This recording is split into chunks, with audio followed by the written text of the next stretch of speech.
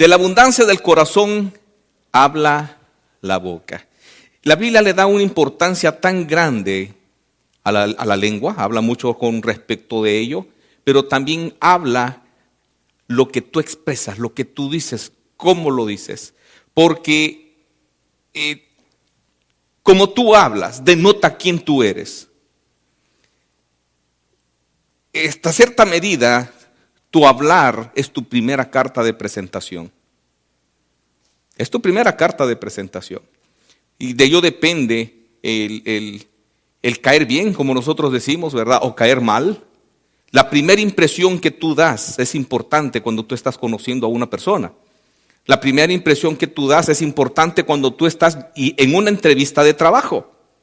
La impresión, o sea, no solo el aspecto físico, muchas veces nosotros pues nos arreglamos bonito, ¿verdad? Y tratamos de ir lo mejor presentable a una entrevista. Y poco hacemos un énfasis a la manera como nos expresamos, a la manera como hablamos. La Biblia es enfática y es clara, porque tu boca delata quién eres. Así de simple y así de sencillo. Lo denota, te descubre. Por más que tú, porque en un momento de descuido, tal vez tú puedes tener mucho cuidado al estar hablando. Por ejemplo, aquí en la iglesia, de que no se te salga la caja de lustre. Por ejemplo, ¿sabes qué es la caja de lustre, verdad? Las palabras coloquialmente usadas en nuestro país para hablar con sapos y culebras, ¿verdad? Esa es la caja de lustre, ¿verdad? Que se te salen culebras, se te sale, tú sabrás qué dirás, ¿verdad? Entonces, o qué dijiste en un tiempo. Pero muchas veces cuando ya agarras confianza con alguien, comienza a salir. Comienza, tal vez no aquí, pero sí te reúnes en otra parte con esta persona, en un desayuno, salen a caminar, qué sé yo, y ahí comienza a surgir el verdadero yo. ¿O me equivoco? ¿Por qué? Porque como tienes confianza, ya tienes el valor de hablar como realmente hablas. La Biblia en Mateo, por ejemplo, capítulo 26, 73 y 74 nos da un ejemplo de esto. Pedro, momentos antes, había estado diciéndolo a Jesús, que aunque todos se asustaren, se escandalizaran y tuvieran miedo de lo que le estaba pasando o de lo que le iba a pasar, él iba a estar a la par de él. Y prácticamente estaba dando su palabra y estaba jurando que no se iba a apartar. Este es un pasaje que se lee casi siempre en la época de Semana Santa. Ya cuando Cristo fue arrestado, ¿verdad? Recuerde, Pedro le niega 3 veces. Jesús le dijo, Pedrito, confías mucho en ti mismo, pero antes de que cante el gallo, tú me habrás negado 3 veces. Y en una de esas, ¿verdad? A Pedro pues le dijeron, tú eres pareces Galileo, tú eres Galileo, tú eres de los mismos de los que están golpeando. Él lo niega y se aparta. Luego viene y le vuelven a decir lo mismo, tú eres Galileo, tú andabas con él, te pareces a los que andabas con él. Y él dice, no, yo no soy, y se aparta. Pero llega un momento en el que Pedro se descuida y está platicando. Está platicando al siguiente grupo en el que está. Era una época de mucha convocatoria en Israel, porque en la Pascua era una de las convocatorias obligatorias en que todo israelita tenía que llegar a Jerusalén. Y fíjate bien, aquí dice, un poco después, esta ya es la 3ª vez, acercándose los que por ahí estaban, dijeron a Pedro, verdaderamente tú eres de ellos, porque aún tu manera de hablar te descubre. Completamente diferente al hablar de los demás. Y aquí no lo estaba descubriendo para mal, lo estaba descubriendo para bien. O sea, se notaba que era un discípulo de Jesús, ya en su forma de hablar. No lo podía ocultar, pero intentó hacerlo. El siguiente versículo dice, entonces él comenzó a maldecir y a jurar, no conozco al hombre, y enseguida cantó el gallo. Entonces, cuando se sintió descubierto y él temió por su vida, trató de cambiar su forma de hablar. Porque su forma de hablar lo había delatado, lo había descubierto. ¿Me entiendes? Pero como te digo, para bien. O sea, algo había pasado en su interior que había cambiado su forma de expresarse. Algo había pasado en su interior que había cambiado su forma de hablar. Ya no como el judío normal, la persona normal. Ya hablaba como un cristiano. Y eso lo delató. Y si tú te fijas, él con sus palabras también trató de encubrirlo. No vamos a entrar en lo que dijo, en lo que no dijo, pero él trató de encubrirlo. Otro caso bíblico es el de Hechos, capítulo 4, versículo 13. Esto fue inmediatamente después de Pentecostés. Pedro con su primer sermón, lo agarran los del concilio o el Sanedrín, los meten y les hacen un juicio oral en ese momento. Y en la forma de hablar que estaban teniendo ahí con todos los sacerdotes, los fariseos y todos tratando de culparlo porque habían hecho señal, habían sanado a una persona. La conclusión de los que dirigían esta cosa dijeron: entonces viendo el denuedo es valor, fluidez de Pedro y de Juan, y sabiendo que eran hombres sin letras, o sea, no habían estudiado, no habían ido a escuelas rabínicas, no habían ido a escuelas de interpretación doctrinal judía, sino que eran personas que se habían dedicado a la pesca. O sea, se les echaba de ver pues que no, hasta cierto punto, un algo que no había sido adquirido en una escuela, que eran hombres sin letras. Sabiendo que eran hombres sin letras del vulgo, se maravillaban y les reconocían que habían estado con Jesús. Por el denuedo, por la forma en la que se estaban expresando.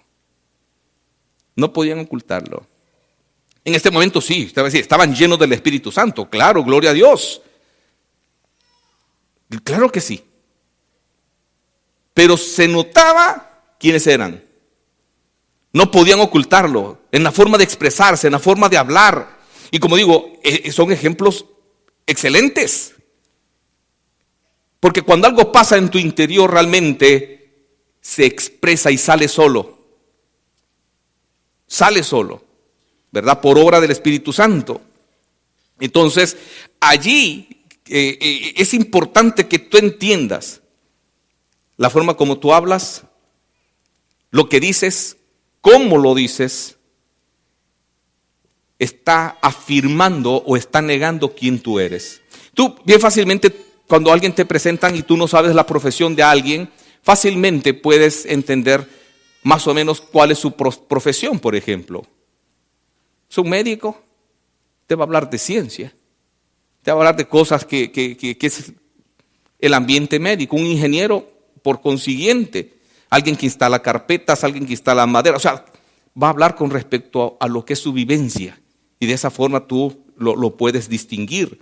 Pero a un cristiano también, a un inconverso también. El problema es que hay cristianos hablando como inconversos. Y ese es el mayor problema. Y es grave. Y es grave. ¿Por qué? Vamos a ver. Mateo 12,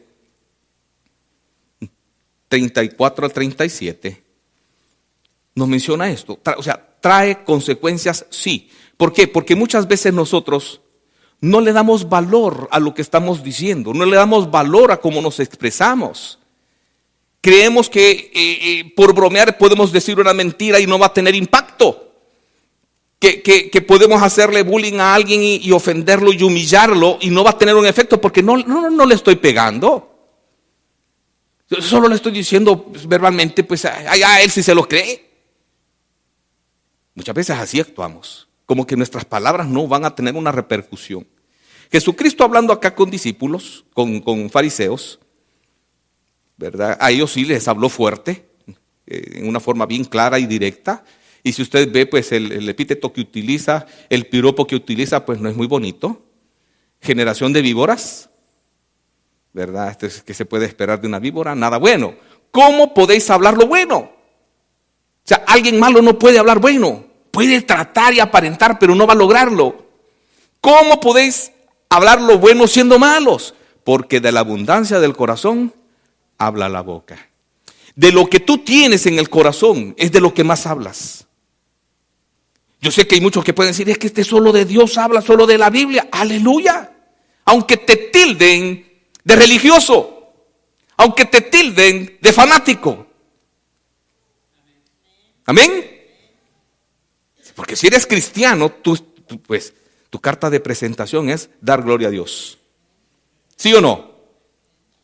Peor fuera de que en tu círculo social, en tu círculo de trabajo, tengan años de conocerte y no sepan que eres cristiano. ¿Es más duro, sí o no? Que allá a los años, y eso ha pasado muchas veces acá, en que vienen visitas y encuentran a un fulano y dicen, ¿y tú eres visita también?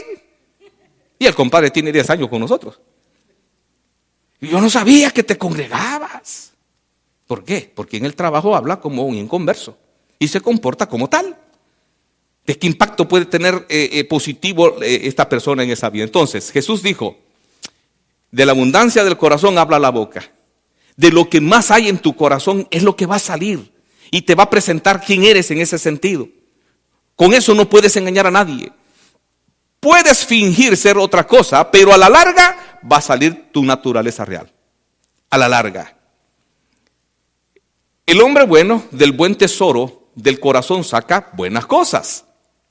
El hombre malo del mal tesoro saca malas cosas. Porque no puede, si el hombre malo no tiene nada bueno en el corazón, no puede sacar nada bueno. ¿Me doy a entender? Siguiente dice, mas yo os digo que de toda palabra ociosa, que es una palabra ociosa.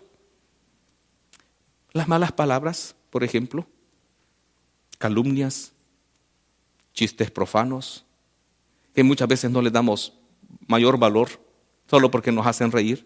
Oye, yo he oído a veces predicaciones por televisión de pastores que hacen unos chistes de Jesús, que dan ganas de meterse a la pantalla y agarrarlos del pescuezo. Porque es ocioso, es tomar el nombre de Dios en vano, meter a Jesús en un chiste bayunco, un chiste lógico, ilógico y sucio.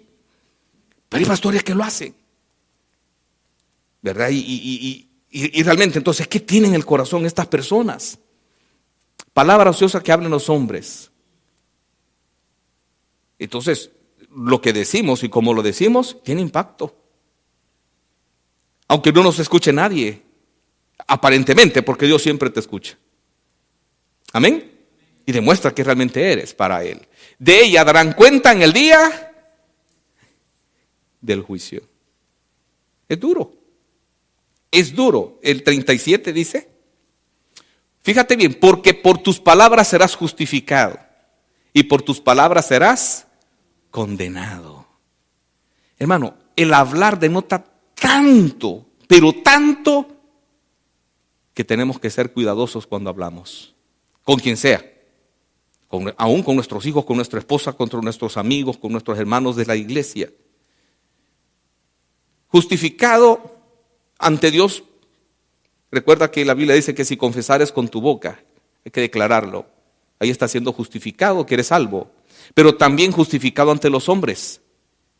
¿Me entiendes? Porque muchas veces no nos creen quiénes somos por nuestra forma de hablar. Tal vez nos oyeron diciendo un chiste malcriado y después nos vieron detrás del púlpito. ¿Quién nos va a creer? Porque nos oyeron hablando algo que no debíamos haber hablado, o dijimos algo que no debimos haber dicho. Entonces la misma gente no nos justifica que seamos quienes somos. ¿Me entiende, hermano? Y ese es un bloqueo, ¿verdad? Y por tus palabras serás condenado. O sea, lo que digas, si merece juicio, te va a traer juicio. Así de sencillo. Aunque sea salvo, sí. No estoy hablando de que un salvo puede perder la salvación por lo que dice y se va a ir al infierno. No, si tú dices algo que es pervertido, algo que no debiste decir, una difamación, un chiste profano, una mala palabra, tú sembraste algo que después te va a traer una repercusión. Y esa es la condenación. La consecuencia de lo que tú sembraste. ¿Estoy siendo claro? ¿Verdad? Entonces no estamos hablando de perder la salvación. En el 15, 18 al 20.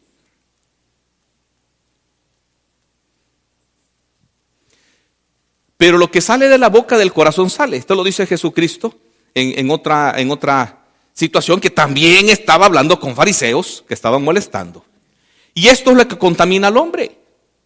¿Verdad? Ellos tenían la costumbre, algo que no era bíblico, sino que era una enseñanza de los ancianos, una interpretación, pero que los judíos la tenían como palabra de Dios.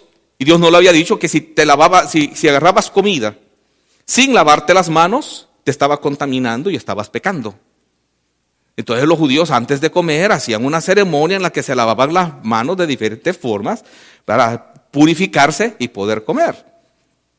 Entonces Jesús les dice aquí, porque lo que sale de la boca, del corazón sale. Y esto es lo que contamina al hombre, no lo que se come. Siguiente. Porque del corazón, oye bien, del corazón salen los malos pensamientos.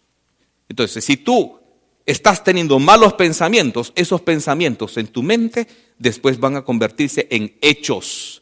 Y si eran malos pensamientos, van a ser buenos hechos, hechos incorrectos. ¿Me entiende, hermano? De un momento a otro, si estás llenando tu mente de tonteras, de malos razonamientos, de pecados, en cualquier momento van a brotar como hechos. Porque primero se fabrica en la mente y después se fabrica como un hecho dado. Los adulterios, las fornicaciones, los hurtos, los falsos testimonios, las blasfemias, salen de lo que tú tienes en el corazón. ¿Me entiende? Por eso es peligroso. Entonces, cuando salen estas cosas y son repetitivas en tu vida, están mostrando quién tú eres en realidad. Y estas cosas son las que contaminan al hombre, pero el comer con las manos sin lavar no contamina al hombre. Entonces, tu forma de hablar demuestra entonces quién tú eres, lo que tú crees y cómo lo crees. ¿Me entiendes? Por eso que dice, si confesares, o sea, el confesar fabricado en el griego significa sacar lo que realmente es lo que impulsa tu vida, lo que impulsa tu motivo de existencia, donde gira tu vida. Entonces, por eso, si confesares con tu boca lo que tú dices, que Jesús es el Señor, es porque está en tu corazón. ¿Me entiendes? Y si está en tu corazón, entonces es correcto. Estás bien. Tiene un peso bárbaro, un peso grande. Y eso es lo que tú crees. Y entonces eres salvo. Que si confesares con tu boca que Jesús es el Señor y creyeres de todo corazón que Dios le levantó de los muertos, ¿qué pasa? Serás salvo. Porque con el corazón se cree para justicia del corazón. Del corazón. Es el impulso de tu vida. Pero con la boca se confiesa para salvación. ¿Ves entonces cómo te justifican las palabras también? En ese sentido, lo crees, lo confiesas. Y tiene un impacto espiritual fuerte en todo sentido, ¿verdad? También puede demostrar si tienes fe, si hablas con fe o hablas sin fe. Hoy le llaman hablar positivo, hablar negativo. Cuando tú te expresas, cuando estás en una situación de apremio, en una situación difícil, la forma como tú te estás expresando en ese momento, tú estás demostrando si tienes confianza en que Dios te puede salvar. Y no estoy hablando de la fe salvífica. La fe se divide en fe salvífica y la fe que mueve montañas. Amén. Tu fe en Cristo, de que es tu Señor, puede estar intacta, pero en el momentito del apremio puede ser que tu fe en que Dios te puede sacar del problema esté por los suelos. Y cuando tú estás hablando, estás demostrando que esa fe flaqueó. ¿Me entiende, hermano? Yo te lo puedo decir y te puedo dar muchos ejemplos cuando yo doy consejería de las cosas que oigo. Y yo oigo cuando a veces la misma persona está diciendo lo difícil que puede ser salir de esa situación, o imposible, hasta utilizar esas palabras, de salir de esa situación. Con eso está demostrando que no tiene fe de salir de esa situación. O está hablando negativo. Y eso me demuestra que no conoce realmente al Señor.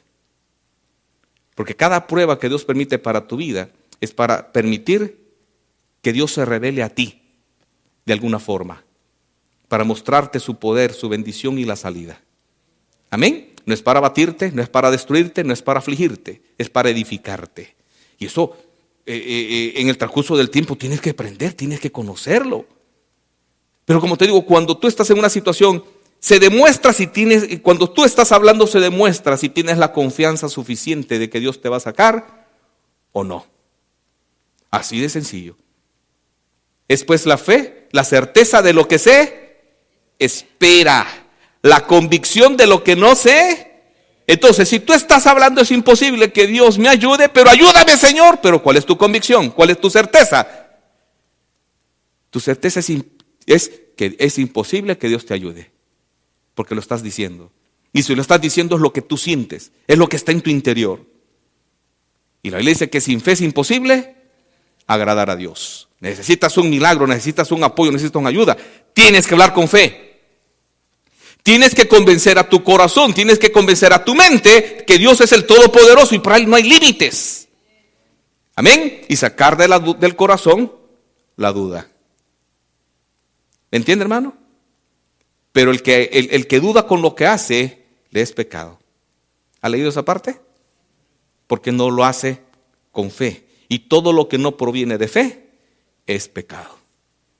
Entonces, si tú necesitas un milagro y tú estás declarando fracaso, pues Dios no te va a ayudar porque tú ya declaraste fracaso. ¿Puedes entender eso?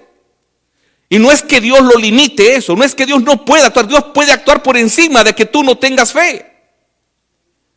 Él es el Todopoderoso. Tú puedes ver muchos milagros en el que Jesús no necesitó la fe del que estaba enfermo para poder sanarlo. No necesitó la fe de Lázaro para sacarlo de la tumba, ¿o sí? Hey, Lázaro, toc, toc, toc, toc. ¿Tienes fe? ¿Qué crees te puedo sacar? ¿Y dónde iba a contestar? ¿Sí o no? ¿Necesitó la fe de Marta y la de María? Pues tampoco. Porque ellos pensaron escatológicamente. Oh, sí, yo sé que lo vas a resucitar en el día venidero, cuando tú resucitas a los muertos. O sea, escatológicamente estaban bien.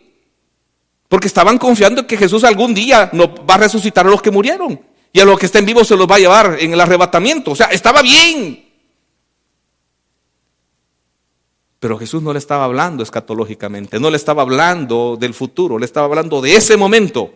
No necesitó la fe de ellos. ¿Me estoy dando a entender?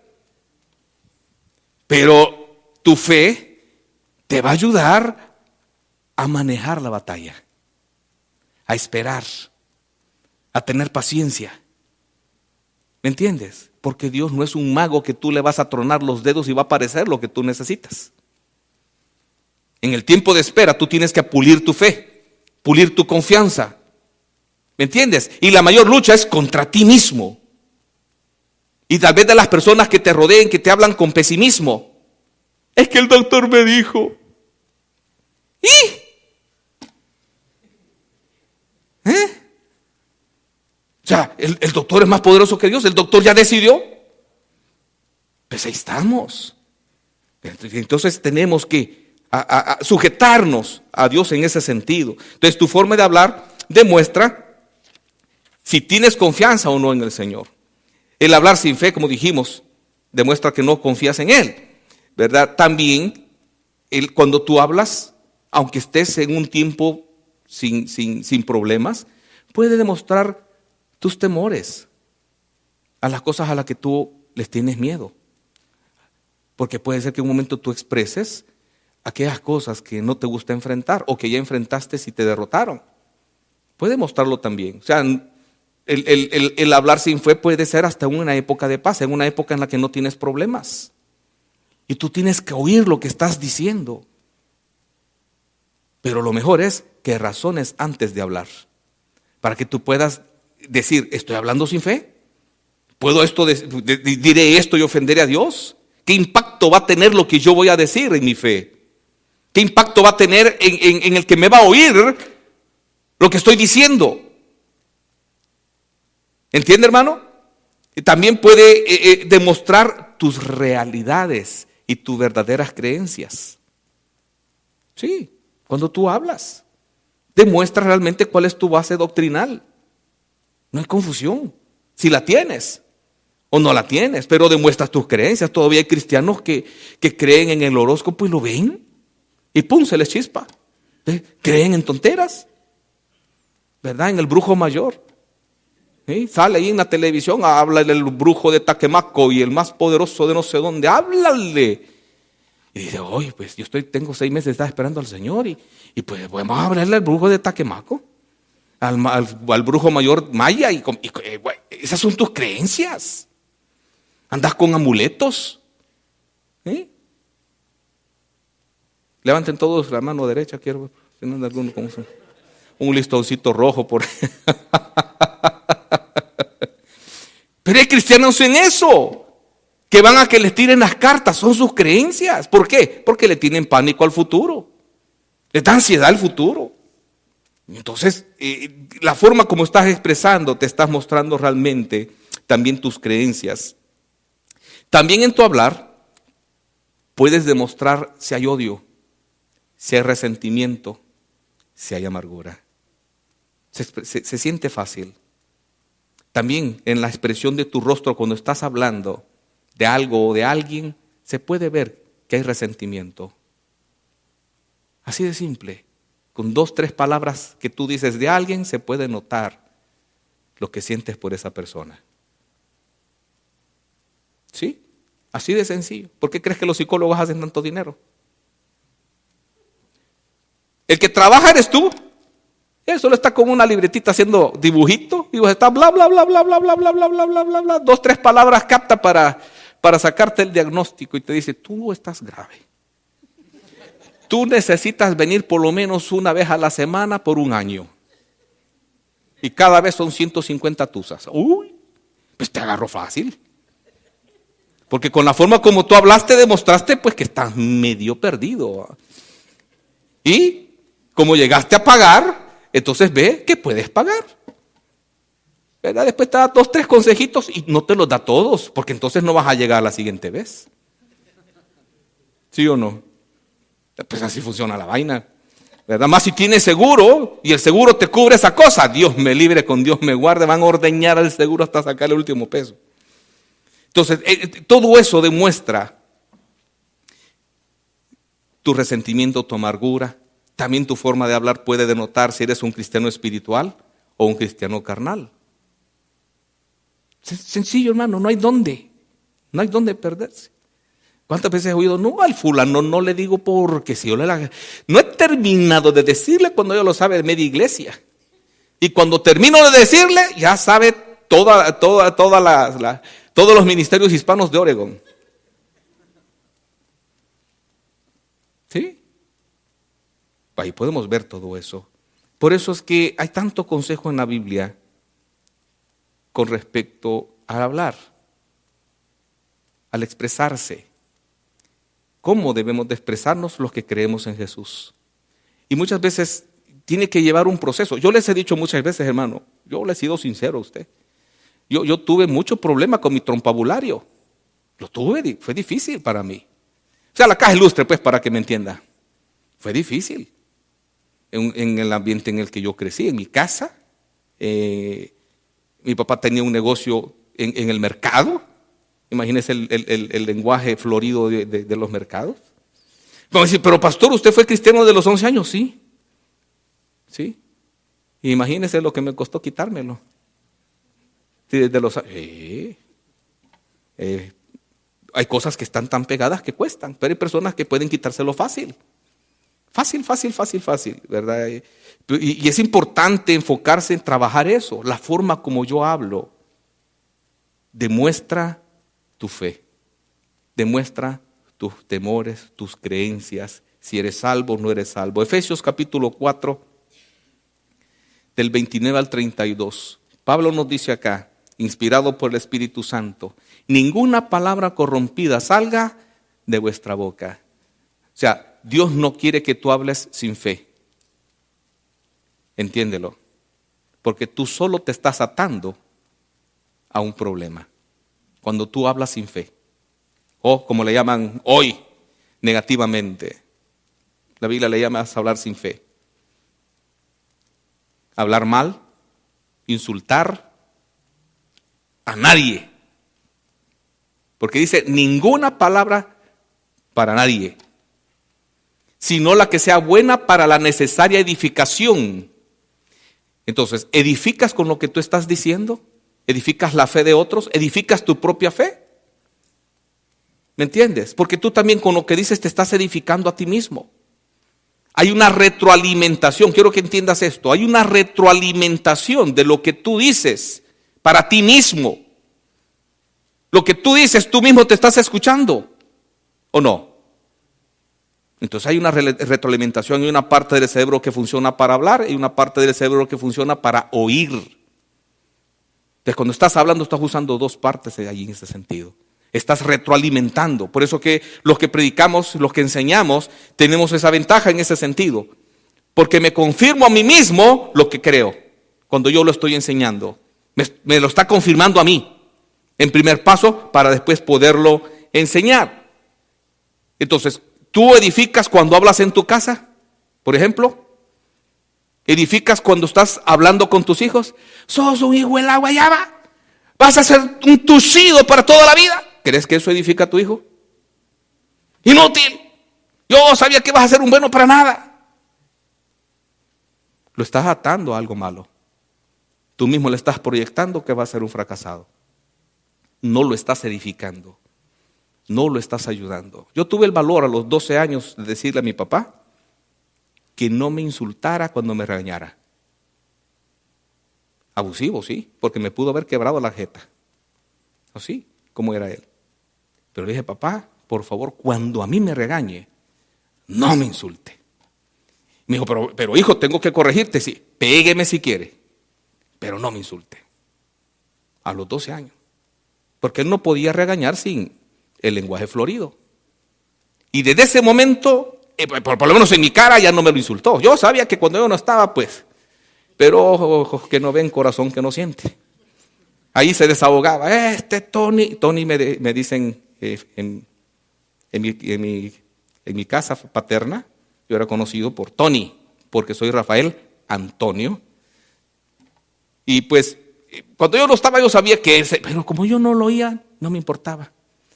Entonces, cuando veían mis hermanos que a mí el papá te dijo tal cosa, y como no me importaba, ya dejaron de decirme tampoco, ¿verdad? Lo que ellos habían estado oyendo. Pero tuve el valor, ¿por qué? Porque me incomodaba, me enojaba. En mí, por mi carácter y por mi temperamento, la humillación no me apachurró, sino que en mí fue un reto para demostrar que no era así. Pero hay personas que las puedes matar en vida con lo que les dices. Una muerte moral, las destruyes. Pues mi papá dice que soy así, pues ya no me esfuerzo, así soy. No les estás edificando con lo que les dices.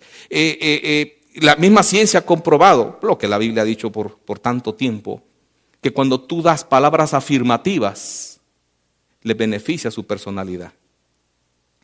Palabras afirmativas. Hijo, no te preocupes, hoy no te salió bien, a la siguiente te sale, no te preocupes. A la siguiente. Y no le vuelve a salir, no te preocupes, a la siguiente. Son palabras afirmativas. A pesar, hijo, que no te salió bien, te quiero. Tú vales para mí, significas mucho para mí, no te preocupes. No te preocupes. Esas son palabras que los van a edificar, ¿verdad? Lo mismo es con nuestra esposa, lo mismo es con nuestros amigos. Igual, palabras afirmativas, palabras que edifiquen. No importa, mi amor, que aunque hasta el agua se te quema, de algo vamos a comer. Aleluya. No te lo reveló ni carne ni sangre, sino el Espíritu. No te preocupes, aunque sea para tu go, vamos a comer, de alguna forma. Pero tenemos que ayudarle al interior. Imagínate, tu esposa se está esforzando por cocinar y le quedó mal y tú la insultas. Le tira los trastes por los pies. ¿Tú crees que va a tener el impulso de esforzarse para hacer algo mejor? Lo más que puede pasar es que te dé matarrata. Sí, dice el hermano, ay Dios mío, cuidado Mariano, cuidado. ¿Te puede dar matarrata? Este hijo de la guayaba solo eso dice, pero te veré boqueando, te veré boqueando. Cuidado, tratémonos con armonía en ese sentido. Después dice, a fin de dar gracia a los oyentes. Dar gracia, o sea, qué gusto hablar con este brother, ¿va? Qué gusto es hablar con esta persona. Ojo, si hay personas que te están evitando, puede ser por la forma como tú hablas. Puede ser. Puede ser que no les gusta lo que dices o cómo lo dices. Cuidado. Amén, hermanos. Cuidado. Y no contristéis al Espíritu Santo de Dios. Contristarlo es entristecerlo, con ningún hecho, con el cual fuisteis sellados para el día de la redención. El Espíritu Santo está en tu vida para que el día del arrebatamiento no te quedes. Amén. Podemos entristecerlo. Él jamás nos va a abandonar, pero sí lo puedes entristecer. Siguiente.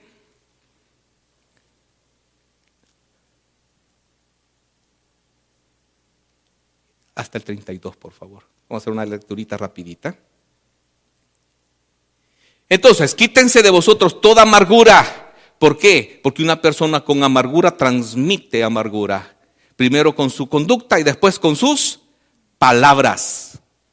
¿Qué es la amargura? Es una persona que permitió que el enojo, por eso que dice enojo, ira, eche raíz. Te contamina por completo porque está bien arraigado. Y en Hebreos dice que esto puede llegar a contaminar a los demás. Sí, claro, una persona con amargura llega un momento que no solo está amargada a él, sino que es a lo que ahora la psicología le llama persona tóxica. No puedes estar a la par, porque Dios me libre, con Dios me guarde. Es una persona intolerable cuando permite que la amargura conquiste por completo su corazón. Y porque eso va a expresar después con hechos y con palabras. Enojo, ira, gritería, fíjate bien. Gritería es aquel ambiente desaforado en el cual ya la persona que tiene amargura y tiene ira se soltó con la lengua. Y cree que porque está gritando le van a oír más. O porque está gritando le van a hacer caso. Cuando nosotros estamos enojados, la adrenalina se nos dispara y fácilmente nosotros podemos elevar el tono. Y tenemos que tener un doble cuidado. Y yo he tenido ese problema. Muchas veces yo siento que lo que estoy haciendo es hablando firme, porque eso es inmediato en mí. Cuando estoy molesto hablo más firme. Pero es cuando, ¿verdad? Mi alerta está máxima para no gritar, para no elevar el tono. No es necesario. Para ser oído no es necesario gritar. Más si estamos enfrente. ¿Me entiende? Muchas veces usamos el grito para reprimir a la otra persona y convencerla. El grito no convence a nadie, solo puede manipular o puede reprimir, lo cual las dos cosas son negativas en una situación. Maledicencia, maldiciones, difamar, hablar mal de alguien es maledicencia, maldiciones y toda malicia. La malicia es toda intención de hacer lo malo. Antes ser benignos unos con otros, benignos, hacerse el bien. Y eso también significa hablar bien del uno y del otro. ¿Me entiende? Dar lo mejor de ti, ser benigno. Perdonándonos unos a otros, ¿para qué? Para que no haya raíz de amargura, como Dios también os perdonó a vosotros en Cristo Jesús. Hermano, espero que hagas un chequeíto en tu corazón, en tu mente, de cómo tú últimamente te has estado expresando y has estado hablando. Es importante, porque eso denota el estado de tu corazón. Es un termómetro que nadie lo va a medir, lo tienes que medir tú. Lo tienes que medir tú. Y de ello va a depender el resultado de tu vida y de las personas que están contigo. ¿Me entiendes, hermano? Porque los estás contaminando o los estás bendiciendo. Y tú decides con tu forma de hablar lo que tú quieras hacer. Que Dios te bendiga.